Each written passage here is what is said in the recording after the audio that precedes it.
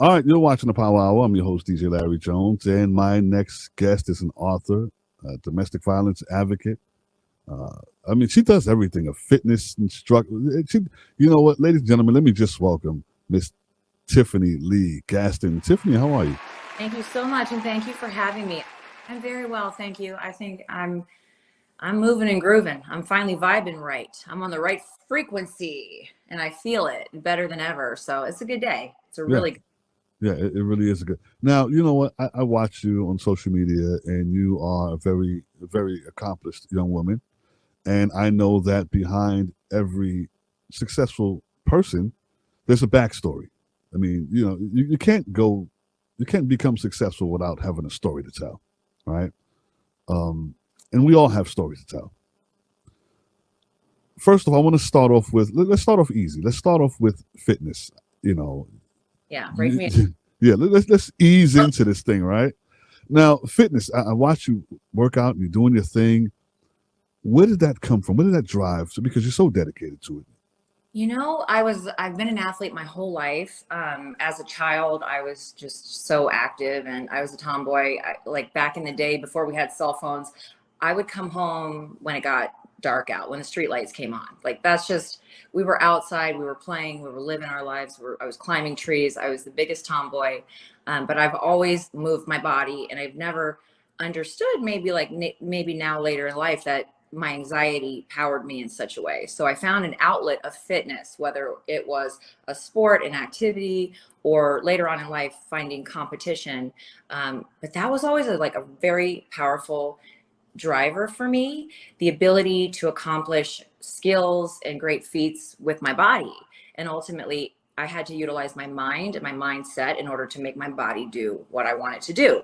So I've always kind of found that as something that maybe other people struggled with, to have self motivation, but it kind of came natural for me.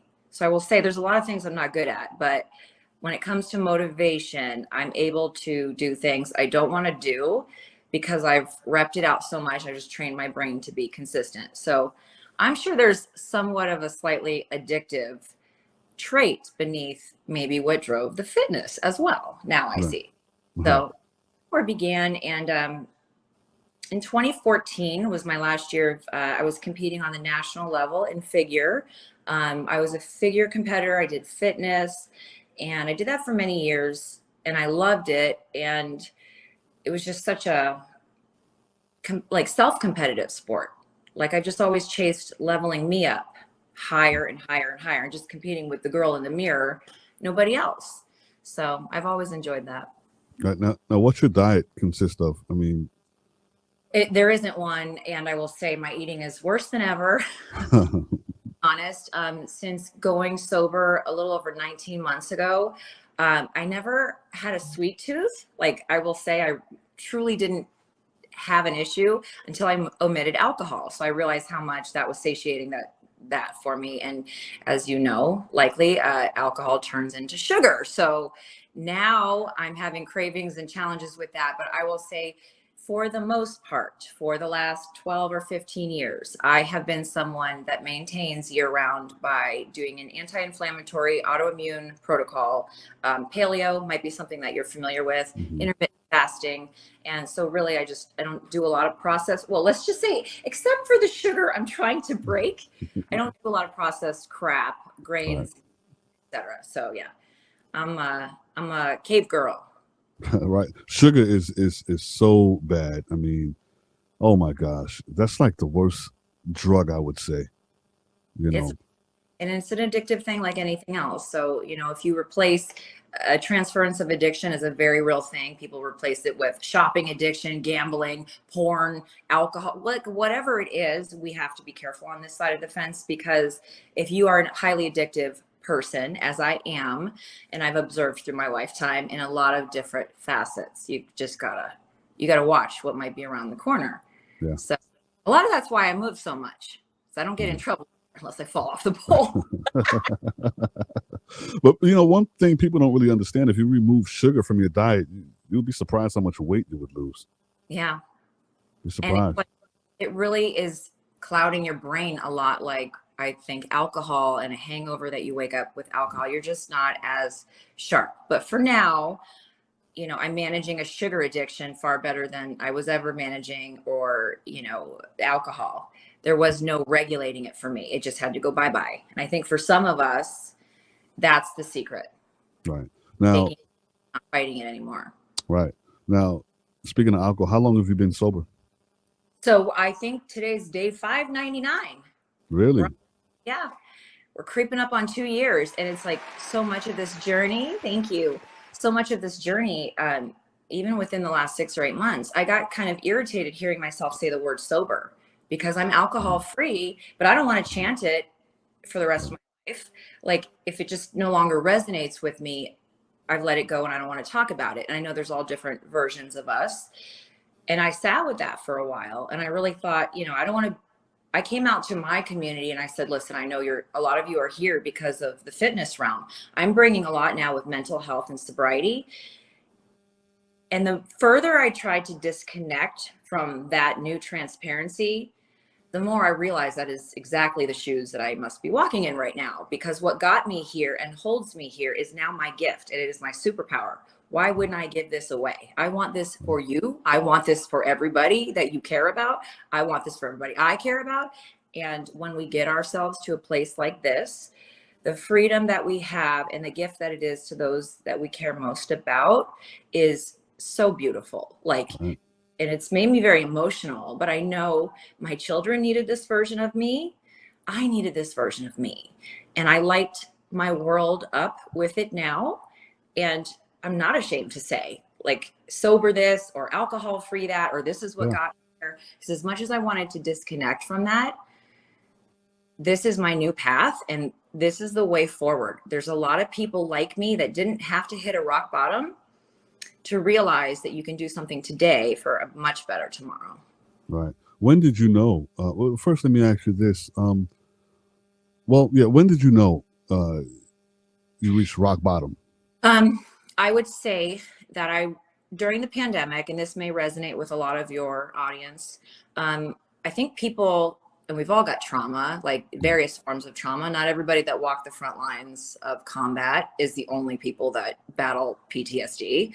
I personally haven't been in combat, and I've had multiple trauma diagnoses, and stack trauma and CPTSD, which is complex trauma, which is less understood and more becoming mainstream now. I think a lot of people that had whether big T or little t traumas during the pandemic were freaking rocked. And I think it bubbled up a lot of garbage for a lot of us.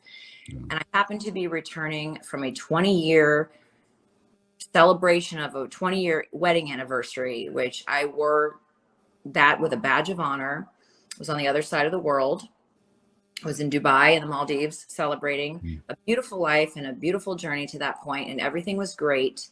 We came home March 19th and the world was shut down, and you know what happened. Yeah. And I think I went through some stuff during that year or two of everyone being locked down, where as much as it upset me to see everyone living in a fear-based state when so many of us in the wellness community, myself, I'm going to age myself, but I've been here nearly 30 years now. I found my way here out of necessity, and I give it away so much now because it really has been the biggest gift to me. And I think when I hit rock bottom, the diagnosis that I had soon after Father's Day of 2021 led me to the discovery and research of ketamine infusions and trying to break through that way. And I was very successful with that. And I remember feeling like there would be such a stigma if I shared this. Ketamine and psychedelic assisted psychotherapy was not readily spoken about at that time. I know there's a lot of judgmental eyes and ears on such a thing. I don't really care what other people think, because unless you are a trauma survivor and you've lived your life attempting to use every modality that you can to free yourself without success, when you finally discover the thing that was holding you to your trauma diagnosis is the alcohol that you're continuing to drink on a daily basis to douse the feelings inside of your system, the dysregulation, that was the awareness. And that day came after a very dark night, October 2nd of 2022. I was going to ask you that. What was your darkest moment? I don't want to get into a lot of detail about that, but it dissolved my entire family, my entire world, Mm-hmm. and that 20-year marriage that I held with such honor. And we did make it to 23 years, and it has now been a year and a half since we have become estranged, and my divorce is near completion.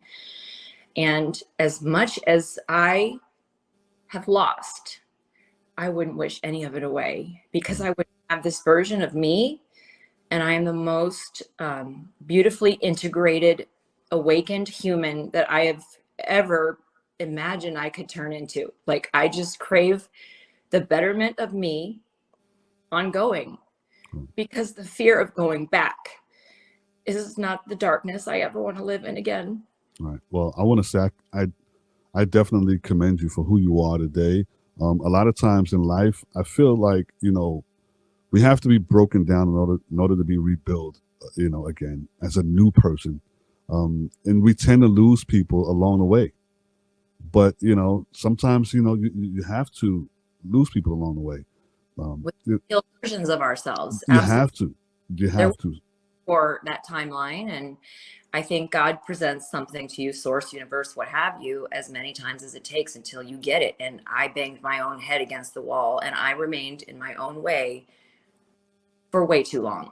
But I was doing this work for years, and I was in marriage counseling to improve my marriage. I was personally tackling my own PTSD, because it is not fair for us to bleed our trauma on others, and I am guilty of that. But everybody ends up where they're at, and that became my new starting place for the future. And it took me a long time to get here. I like to say that I might be late for the party, but I arrived. You showed up, right? I made it Yeah. Now, now, because I'm not a drinker. And as soon as I start watching everybody else, like a light switch, they're all glazed over. I'm like, it's time to go. yeah, I was gonna ask you that. I mean, do you when you see people drinking and you're at events or whatever, how does that make you feel? You know something, Larry? I never thought I could get here. I thought, oh my gosh, I don't even want to go out to dinner. I don't want to go out to lunch. I don't want to be social. I don't know what to do with my hands. And I started this journey right after I took on the ketamine infusions and started to shift my mind. So much of that was almost like radical healing. It was a perspective shift. It's like I had everything going on right here, and I had to like bring it out so I could actually see what was happening and address it. Right. And the fear of being able to be social or be fun, or thinking that I don't have a personality, that stuff doesn't go away. Like, if you're spicy, you will still be spicy. People say like you are everything you were before, but the connection, the clarity, the curiosity, the playfulness, all the things I lost, the disconnect from me, from self, has returned, because somebody else, different parts of myself, were driving the vehicle. So another tremendous way of getting here outside of the omission of alcohol was internal family systems, which I speak about a lot. And it's just a therapeutic modality like other things. But it actually goes back to the work that stems from The Body Keeps the Score. If you're familiar with that book about trauma, I know it's very well spoken about and pretty well known, but I had not heard about it until after 2020 and the rupture that led my marriage the direction it did, which a lot of it was substance abuse and alcohol, and fentanyl was brought into my home, I should say. It needed to happen. It just needed to happen. And I totally lost my train of thought. That's something. Oh, I'm just more present now. So people will say, you can go to a party, you can show up. I pad the walls around me. I show up for what's important and for people that are important, even if it's not my favorite place to be. My daughter's a musician. I do find myself in bars on occasion. I will go out with people that I'm close with that drink and can manage their alcohol, and I can sit with them while they enjoy a martini at the bar. That is a place that I'm so grateful to get to, because I thought I would stay this like homebody and not want to go out, which is already who I am a lot. But the conversations and the humans that I'm connecting with on this side of things, in the relationships and just the conversations, everything is so much more intentional and just so much more connected. Like, you and I wouldn't even be here right now if I didn't show up the way I have. We wouldn't have much to talk about. So, it's like you say, you dial into a frequency, and everything else that's tuned in will, start to vibe with you. And it's like, I feel the shift. And the last time I felt a shift like this was in 2007, right before the crash. But yeah, Well, you definitely survived the crash, and like I said, I'm going to keep saying I'm proud of you. You're doing your thing, and keep going, keep going, keep going. All right. thank Absolutely. Let's talk about domestic violence. How did you get attached to that? What is that? How much does that mean to you? What's going on with that? And I should very clearly state that in case anyone is a newer follower of my community, I'm not referencing my marriage of 23 years. I wrote a book in 2016, a memoir, From Broken to Badass, in which I really wanted to use my platform in the fitness industry to be more of a mouthpiece, which I'm really good at. I never care to have a platform without doing something positive with it. There's too many people out there using it for evil. Right. And greatest thing was like, wow, I grew up having a challenging time with disordered eating. Since I was small, I mentioned I was an athlete. And so I just genetically was also more built to be a little bit more muscular. So my build is athletic. And a lot of my friends didn't look like I did. And I was kind of a little brick shit house, like even as a kid. And my girlfriends, I remember being like 10 or 11 and at a sleepover, and everybody, we like weighed ourselves, right? And young girls, we're comparing the number. We all look different. We're all built completely different. But I weighed the most, and I was still so tiny. I was probably the smallest. But I remember how that landed on me, and I remember that was the beginning of the goal of trying to starve the muscle off my body. So that was the beginning of a very distorted perception of things. And I was recognized for my physique when I was really small. Like grown men would make comments in the store with my parents, and I was like a child, but I was lean and muscular. So I always felt out of place. I always felt different. And until I learned to create a different narrative around that and make it my own. And that happened more when I was 16 and I picked up Oxygen magazine, and I saw women that were built like me. I saw a place for me to go and grow to. And I thought, wow, instead of showcasing like this wafy, like body of the supermodels of the late 90s, which I was so obsessed with, but I'm 5'6" and I'm never going to be 6'1". So that's not in the cards. I had to learn to embrace my God-given whatever it was going to be. So I learned to sort of flip the script. And then I started to see myself in those magazines. And I remember this very full circle moment. It's like competition got me in front of a lot of the cameras, but then I really didn't want to stay there and aim to get the pro card. I wanted to write for the publications, and I created and nurtured relationships with a lot of the editors of a lot of these publications. And as a freelance writer, then I began to write for a lot of them, and I found my way in that way. And it was really empowering to have this full circle moment standing in Santa Monica in the studio of Oxygen magazines with the then editor, and just have this moment where I was like, I thought I wasn't good enough. And now I am the woman in the magazine that the young girl needs to look up to if she's built the way I am. And like, there's a place for us too. Strong, powerful women need to have a place too. So that's how that, came to be. And there was a lot of no's to, like, I was told no so much. I will say, and I'm cautious about this because I love my mother and I have a really great relationship with her today. But there was a lot of emphasis put on my looks from a very young age. And so like, that's hard on you too. So went to an industry that also is like, then you're on a stage and you're scrutinized as you're posing, and it's so subjective how these judges rank you, the whole thing. It's like, it really messes with your head. So fast forward, now I'm 46. I just turned 46 last week. And it's like, I would never go backwards. It is priceless to have had my ass handed to me in the way I have, because I wouldn't be here. Right.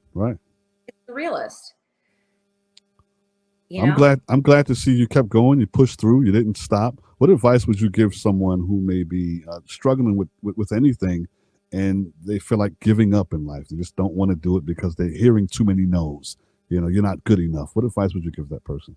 Well, to that point, I'd say like I've always been good at being the girl that I show up and I'll come through the back door if I was told. So I've had like, because I always wanted to be a model and I was never going to be that tall. It wasn't runway for me, but I was in film and television and print, and I was working like doing ads for Nike, and like I was like, well, that's the place for me, these fitness publications.